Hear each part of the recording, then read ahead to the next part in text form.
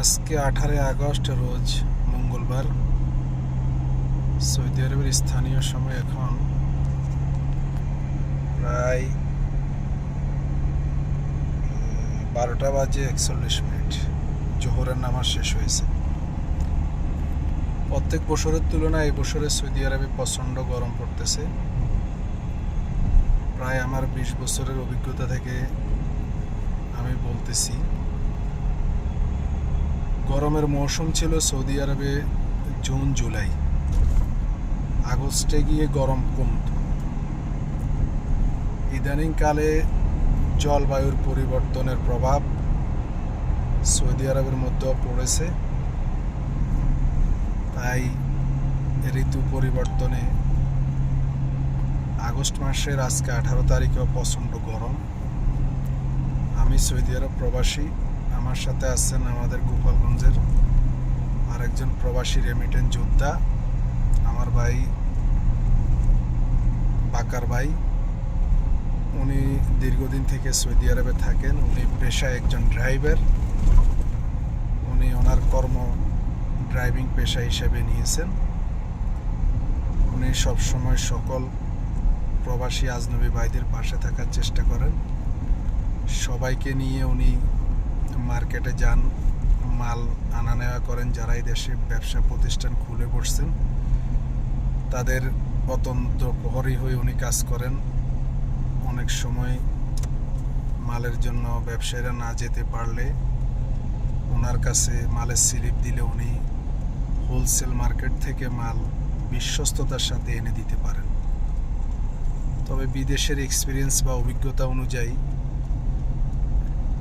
সকল বিদেশিদের ডায়াবেটিক্স হয়ে যায়, চিন্তা দান্তা কাজে কর্মে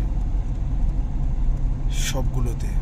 তো উনিও ডায়াবেটিক্সের রোগী, আমি নিজেও ডায়াবেটিক্সের রোগী। এর ভিতরে এত কথা বলার একটাই কারণ, সেটি হচ্ছে বয়সের সাথে সাথে শরীরে যে রোগ ব্যাধি হয় তা যদি মেনে নিতে, শরীরের সাথে মানিয়ে নিতে না পারেন তাহলে সেটা একটা বড় ধরনের সমস্যা। আজকে ডায়াবেটিক্স রোগী হিসেবে আমি বলি বা উনি কয়েকবার এসি চালু করেছেন। আলহামদুলিল্লাহ এসি চলতেছে, কিন্তু প্রচণ্ড জামের মধ্যে যখন গাড়ি ব্রেক করে তখন আর এসি কাজ করে না। এই জন্যে ভিডিওটা করা যে এই গরমের ভিতরে যারা অসুস্থ রোগী তারা লংয়ে কখনো যাবেন না। গরম নিয়ন্ত্রণে না আসার আগ পর্যন্ত আমি মনে করি প্রবাসী ভাইয়েরা লং জার্নিকে না যাওয়াটাই ভালো। শীততাপ নিয়ন্ত্রিত গাড়ি হলে এসি সার্ভিস থাকলে ওই গাড়িতে উঠবেন, তবে জামে পড়লে সেই এসিও কাজ করে না। তো যারা রোগী আছেন তারা অবশ্যই কেয়ারফুল হয়ে চলাফেরা করবেন এবং লং জার্নিংয়ে যাবেন। জানি না এবছর সৌদি আরবে কবে গরম কমবে, এবং ইতিমধ্যে সৌদি আরবে 2 মাসের মাদ্রাসা বন্ধ ছিল। 23 আগস্ট মাদ্রাসা খুলবে, 2 মাস বন্ধ পূর্ণ হবে। পুনরায় আবার স্কুল কলেজ মাদ্রাসা জামিয়া সব কিছু খুলে দেবে। কথা ছিল প্রচণ্ড গরম হলে হয়তো, ওনাদের দেশের নিয়মকানুন খুবই সুন্দর।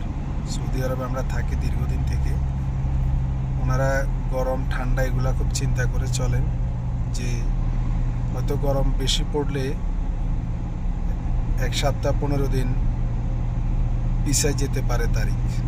কিন্তু এই বছরে 23 আগস্ট আগের নিয়মে ঘোষণা করে দিয়েছেন। পরবর্তীতে কি হয় সেটা দেখা যাবে। তো আমি আজকে আমার দোকানের মাল কেনার জন্য রিয়াদে আসলাম।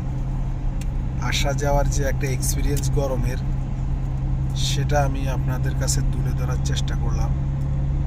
আপনারা যারা প্রবাসে থাকেন তারা অবশ্যই নিজেদের খেয়াল রাখবেন এবং নিজের শরীরের প্রতি যত্ন নেবেন। আপনি বেঁচে থাকলে আপনার ফ্যামিলি বেঁচে থাকবে, এই চিন্তাধারা নিয়ে চলাফেরা করবেন। আজকে এই পর্যন্তই।